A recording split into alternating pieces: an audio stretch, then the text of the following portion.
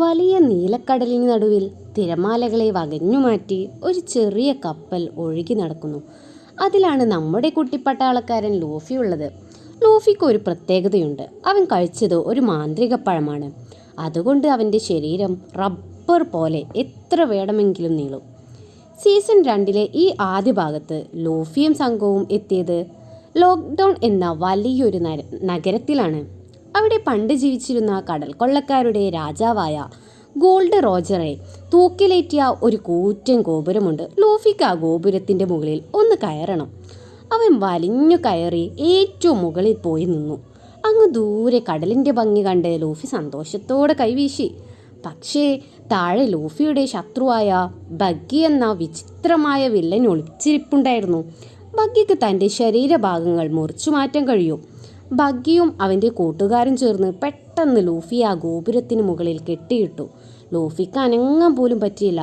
Buggy തൻ്റെ വലിയ വാളുമായി ലൂഫിയെ ചിരിച്ചുകൊണ്ട് പേടിപ്പിച്ചു. "ഇന്ന് നിന്റെ കഥ കഴിയും ലൂഫി" എന്ന് ബഗ്ഗി വിളിച്ചു പറഞ്ഞു. ആ സമയത്ത് ലൂഫിയുടെ കൂട്ടുകാരായ സോറോയും സജ്ജിയും അവനെ രക്ഷിക്കാൻ അവിടേക്ക് ഓടി വരുന്നുണ്ടായിരുന്നു. പക്ഷെ അവർ എത്തുന്നതിന് മുമ്പേ ബഗ്ഗി വാൾ ഓങ്ങി. ആ നിമിഷം ലൂഫി ചെയ്തത് എന്താണെന്നോ? അവൻ ഒട്ടും പേടിച്ചില്ല.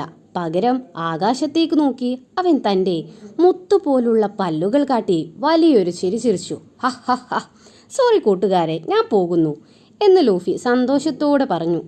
മരിക്കാൻ പോകുമ്പോഴും ചിരിക്കാൻ കഴിയുന്ന ഒരാളെ ആരും അതുവരെ കണ്ടിട്ടില്ലായിരുന്നു. ആ ചിരി കണ്ടപ്പോൾ എല്ലാവരും അത്ഭുതപ്പെട്ടു നിന്നുപോയി. പെട്ടെന്നാണ് ആ അത്ഭുതം നടന്നത്. കറുത്തിരുണ്ട മേഘങ്ങൾക്കിടയിൽ നിന്നും ഒരു വലിയ മിന്നൽ പിണർ താഴേക്കു പാഞ്ഞു വരുന്നു. ഭയങ്കരമായ ശബ്ദത്തോടെ ആ മിന്നൽ നേരെ ലൂഫിയിരുന്ന ഗോപുരത്തിന് വന്ന് പതിച്ചു. അവിടെ ഒരു വലിയ സ്ഫോടനം നടന്നു. ഗോപുരം തകർന്നു വീണു. വില്ലനായ ബഗ്ഗിയും സംഘവും മിന്നലേറ്റ് ദൂരേക്ക് തെറിച്ചുപോയി. പക്ഷെ നമ്മുടെ ലൂഫിക്കൊന്നും പറ്റിയില്ല കേട്ടോ. അവൻ റബ്ബർ ആയതുകൊണ്ട് മിന്നൽ അവനെ തൊട്ടില്ല. അവൻ ചിരിച്ചുകൊണ്ട് പൊടി തട്ടി എഴുന്നേറ്റ് വന്നു. ആ മിന്നൽ ലൂഫിയെ രക്ഷിക്കാൻ ആരെങ്കിലും അയച്ചതാണെന്നോ എന്ന് തോന്നിപ്പോകും. അപ്പോഴാണ് അവിടെ ലൂഫിയെ പിടിക്കാൻ സ്മോക്കർ എന്നൊരു വലിയ പട്ടാളക്കാരൻ വന്നത്. സ്മോക്കർക്ക് പുകയായി മാറാൻ കഴിയും. ലൂഫി അവനെ അടിക്കാൻ നോക്കിയെങ്കിലും പുകയെ ആർക്കെങ്കിലും അടിക്കാൻ പറ്റുമോ? ലൂഫി കുടുങ്ങിപ്പോയ നിമിഷം അവിടെ നിന്നല്ലാതെ ശക്തമായ കാറ്റ് വീശി.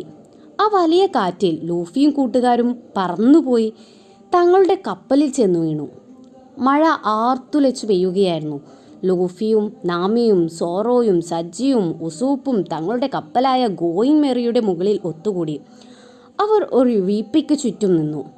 ഓരോരുത്തരും തങ്ങളുടെ സ്വപ്നങ്ങൾ വിളിച്ചു പറഞ്ഞു. ലൂഫി